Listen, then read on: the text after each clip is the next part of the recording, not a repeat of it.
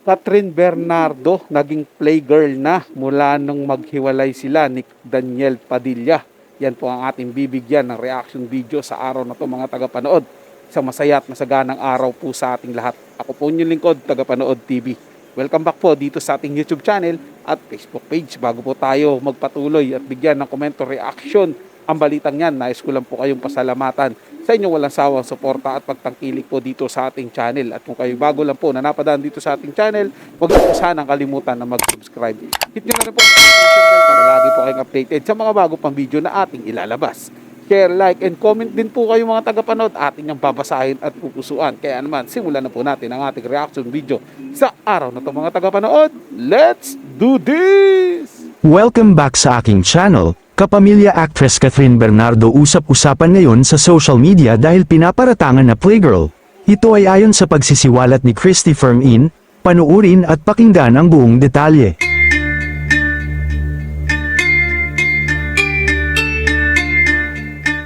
Mukhang hot topic na naman ngayon ang aktres na si Catherine Bernardo sa social media dahil sa bagong issue na ibinabato sa kanya. Pinagbibintangan kasi siya ngayon na isang playgirl. Ito ay ayon sa veteran showbiz columnist Christy Fermin.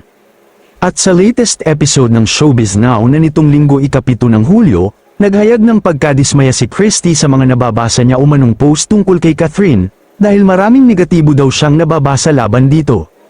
Aniya, hindi ko nagugustuhan yung mga post ngayon na pinagbibintangan siyang playgirl. I'm sure hindi yan mga taga-suporta ng Kathden at hindi rin mga tagahanga mismo ni Catherine Bernardo at ni Alden. Tanong tuloy niya, bakit ba kasi sinasabi na parang playgirl na si Kath ngayon, magmula nang maghiwalay sila ni Daniel Padilla? Sagot naman ni Romel na kapwa niya co-host, kasi nga naman, Diyos ko, kung sino-sino na ang mga lalaking nolilink sa kanya, si Piolo Pascual, si Jericho Rosales, Dominic Roque, Alden Richards at si Donnie Pangilinan. Kaya naman hindi raw tuloy maiwasang malungkot ni Christy sa ipinaparatang na ito ng mga netizen kay Catherine dahil kung tutuusin ay iisa pa lang naman ang nagiging jowa nito, at si Daniel Padilla pa lang ang maswerteng nagtagumpay sa kanyang puso.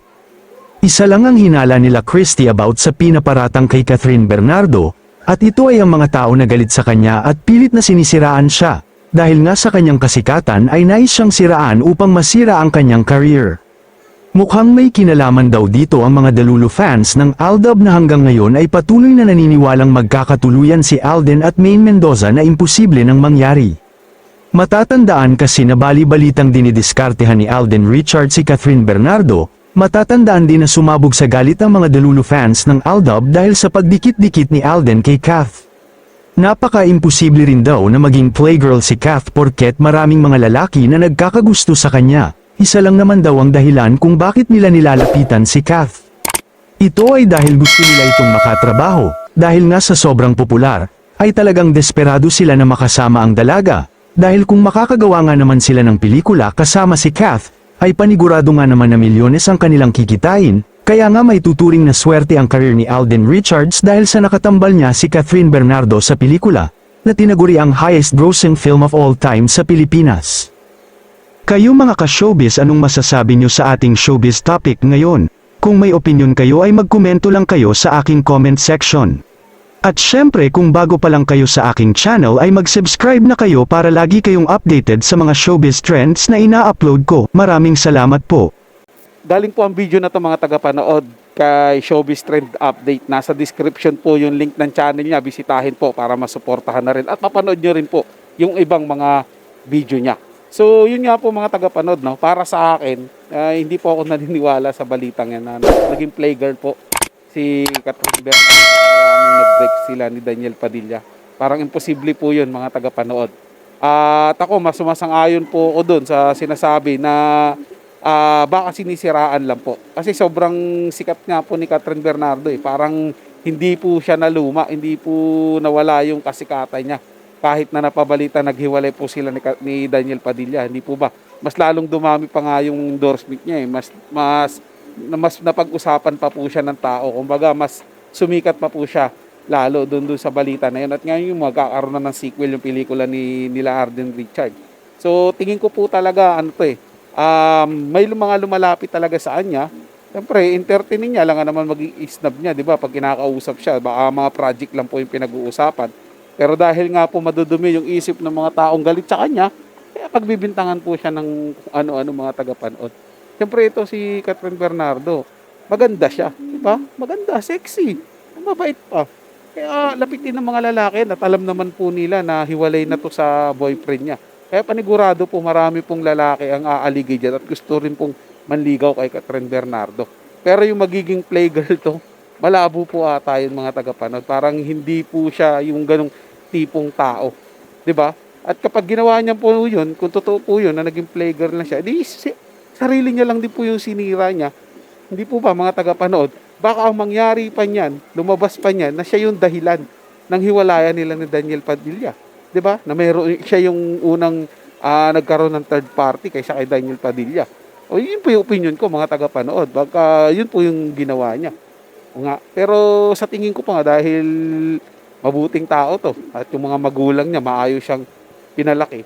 Kaya hindi po talaga ako maniniwala at makukumbinsi din sa balita na iba't ibang lalaki na yung kanyang sinasamahan or ano. Hindi po ba, kasi pag sumama ka dun sa isang lalaki, pwedeng nag-usap lang kayo. Lalo na yung mga pinababalita dito. Piolo Pascual, Jericho Rosales. Baby pa lang si Catherine Bernardo, mga ano na yan, mga binata na yung mga yan, di ba? Kumbaga sa age gap, ang layo po ng age yan, di ba? Parang si Donnie Pangilinan lang ata yung medyo bata-bata ron, mga tagapanood, di ba? Pero ganun pa man, choice po ni Catherine Bernardo yan, kung ano po yung gagawin niya sa buhay niya. Siyempre, malaya po siya mga tagapanood. Unang-una, wala na po siyang boyfriend, wala pong magbabawal sa kanya ngayon. Kung mag-i-entertainment po siya ng mga bagong manliligaw kasi matanda man sa kanya yan o malaki ang gap ng age nila, wala pong problema yan. Kasi dalaga naman po siya, wala naman po siyang sinasagasaan na iba, di ba? Sadyang ano lang po talaga tayo mga tagapanood, yung mga haters ni Catherine Bernardo, sadyang naghahanap lang po ng pwedeng maibutas kay Catherine dahil hindi po nila matanggap mga tagapanood di ba? Na sa halip na magmukmok at damhin yung breakup nila Daniel Padilla, nakikita pa pong masaya, nagpa-party-party at may kasamang mga lalaki, nag-i-entertain ng mga lalaki.